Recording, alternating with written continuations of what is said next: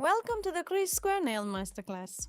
This shape is gaining more and more popularity, so it's something every nail tech should know how to do. And honestly, it's beginners who tend to struggle with it the most. Today, I'll show you how to turn an oval into a crisp square without using dual forms or paper forms. We'll be working with jelly gel on this nail. Here, we need to build out a sharp lower sidewall and add some thickness to the free edge. So the square isn't just precise, but also wearable. And on the second finger, I'll show you how to work when the shape is already kind of square, but you want to make it even more defined. In that case, we'll be using Builder Gel for overall nail strengthening. Let's move on to the jelly gel. The consistency is fantastic, and it's super strong, exactly what you need for a square shape. Gel jelly is one of the strongest materials. All of them are very rigid, and that's exactly what we need to make sure our corners last until the next refill. That's why for crisp squares, we work exclusively with a rigid material. This is an irreplaceable solution when your task is to build up parallels, chipped corners, and similar fixes. For example, the way you apply it is exactly how it will hold its shape. Absolutely perfect for what we need. It doesn't run, doesn't spread. This allows you to work quickly without templates and without forms. So let's move on to practice. Our task is to take the nail out of its oval shape, add sidewalls, lower parallels, strengthen the free edge, and make it crisp. Pick up the gel and place it on the free edge, spread it around the perimeter of the nail, and bring it into the growth points, even slightly above, to securely strengthen the nail.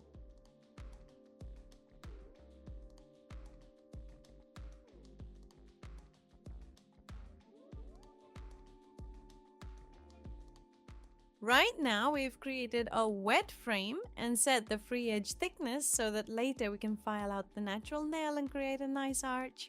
Pick up more material and now shape the parallels. Start from the growth point and using just the brush tip, gently pull the gel along, working softly with no dual forms today. We're doing this almost in the air.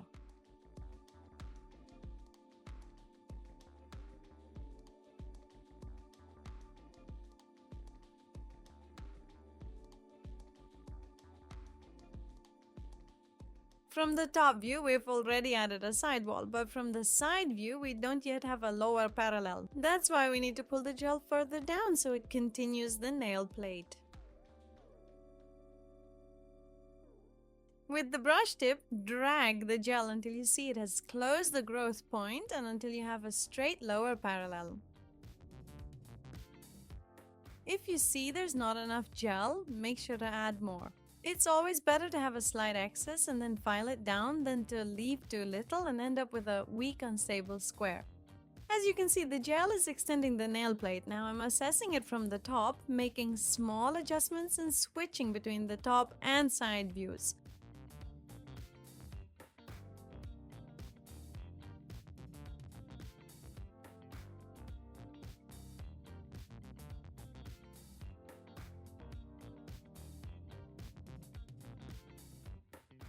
And from underneath, here's what it looks like. You can clearly see the area we've just built out. If it's your first time working with this kind of consistency, you can do a quick flash cure with a mini lamp, just to avoid accidentally smudging everything you've worked so hard to sculpt.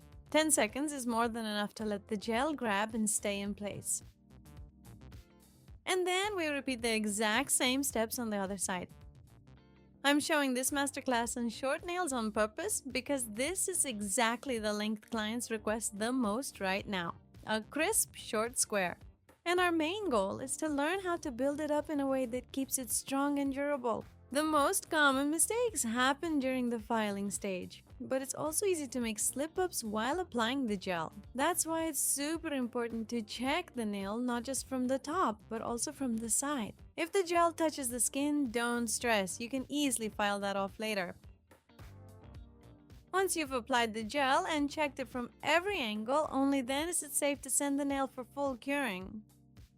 Right now, the shape might look a bit like a trapezoid, but don't panic. We're intentionally applying with a bit of extra width so we can file it into a perfectly crisp shape afterward. Let's move on to the second method, and for this one, you'll need two brushes. A flat one for applying the gel and a thin one to reach the tricky spots. Now about the gel. We're working with builders, meaning hard builder gel. The consistency should be fairly thick and able to hold its shape so you have time to work with it. The guideline is simple. A bead formed on the brush should hold its shape without dripping for at least 4 seconds and ideally 5 to 6 seconds. Next, we visually divide the nail into 3 sections and begin working from the second one. We leave the first third bare, that's the cuticle zone, and it's mobile.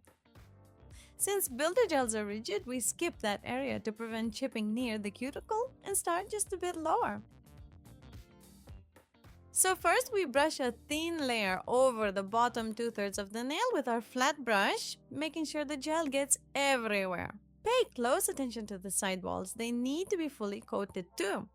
Try gently pulling back the side folds, this gives you better access and visibility. Now we grab a bit of gel and place it at the top of the section we just covered. Using the curtain technique, we begin to distribute the gel. As you can see in the video, I sort of roll the gel into a little ball and guide it into place, then roll again and guide again. We gradually move toward the free edge. Once that is done, I wipe off the excess gel from my brush and wipe it onto the edge of the nail. Then, with the thin brush, I guide the gel into the sidewalls to fully cover and reinforce them.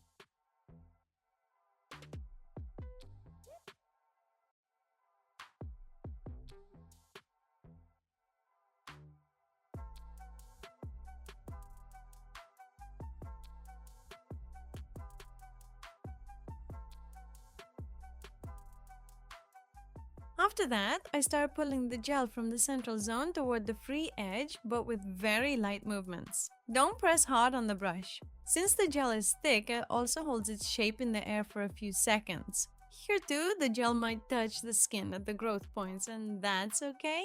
Everything will be nicely filed later. Now let's take a look at the nail architecture. Since we've done a full restoration and overall nail strengthening, we already have a visible apex. And there's a ridge at the free edge, which means the tip is reinforced all the way around. Same as on the first nail, but there's one key difference. On the first finger, we didn't do overall strengthening. So that kind of restoration is better suited for follow-up work with gel or under a leveling base. But this nail, done with builder gel, is ready to be filed and covered right away, whether with color or a camouflage top. And don't forget to remove the sticky layer so your file doesn't get clogged. Okay, the only rule in filing a crisp square is a 90-degree angle. No matter how you hold your file, it must stay straight. That goes for the free edge too. If you tilt your file even slightly, you'll file off the corners, and instead of a square, you'll end up with an oval. So watch your angles and keep the file perfectly straight. We start shaping the square by filing the sidewalls. Place the file parallel to the nail plate and begin refining the side parallel.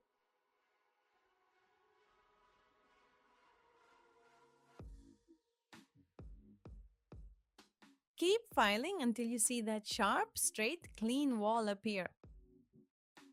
Then switch to the other side, same idea. Place the file and slowly start shaping the wall. As soon as we've evened out the sides, we move on to surface filing.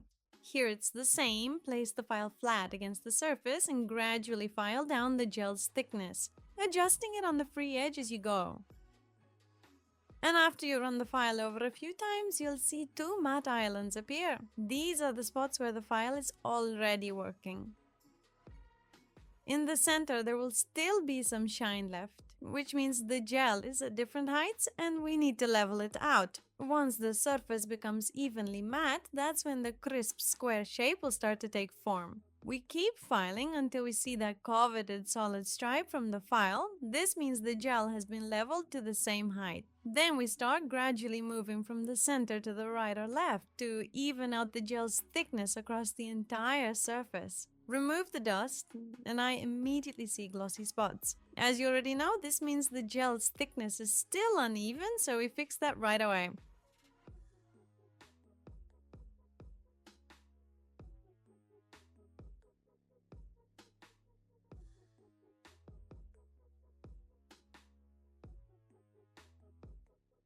After surface filing, we need to level the lower parallels. Pull back the sidewall and place the file so it's parallel to the nail plate. When viewed from above, the file will run diagonally. We set it this way intentionally to avoid cutting into the growth point.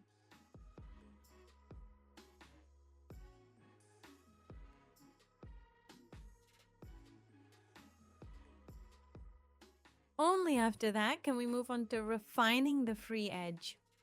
Hold the file at a precise 90-degree angle to the edge and begin filing it down. File a few times, check if it's filing evenly, file again, and check once more.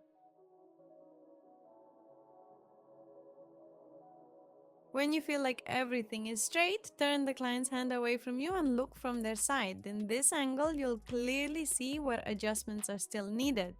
This turning is your main point of reference. Here's the crisp square we've achieved. Now, looking at the free edge, we can see there's enough thickness to refine the arch and file out the natural nail. We move on to the next finger, and here we work using the same filing pattern. Why do I stress so much about holding the file correctly? Because at this stage, for many people, the nail ends up not as a square, but as a slightly convex barrel shape. And that's all because the file's direction isn't being controlled. The file must move strictly from top to bottom along a straight trajectory. Otherwise, you simply won't achieve those same crisp, even square parallels. For those who are just starting to work with nail strengthening, architecture shaping, and achieving a crisp square, I strongly recommend starting with gel jelly. Once you learn how to properly build parallels or build up missing corners, and once you understand the essence of these techniques, you'll be able to work confidently with any gel.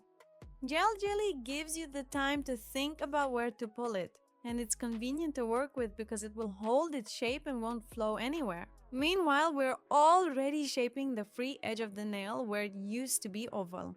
And just look at how easily you can create a perfect shape with this gel. I turn the finger away from me, just like before, and assess where else needs adjusting. We fine-tune the lower parallels. The main thing here is not to overdo it so they don't end up slanting upward. Now we even out the arch and file out the nail from the inside. The nail thickness should be 1 to 1.2 millimeters, like a credit card.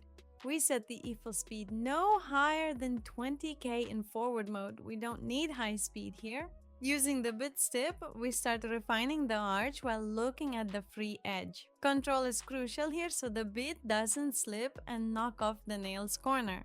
I'm using a corn bit because its tip is thick enough not to dig in. Plus, this type of bit makes it easier to control the arch filing. Keep that in mind.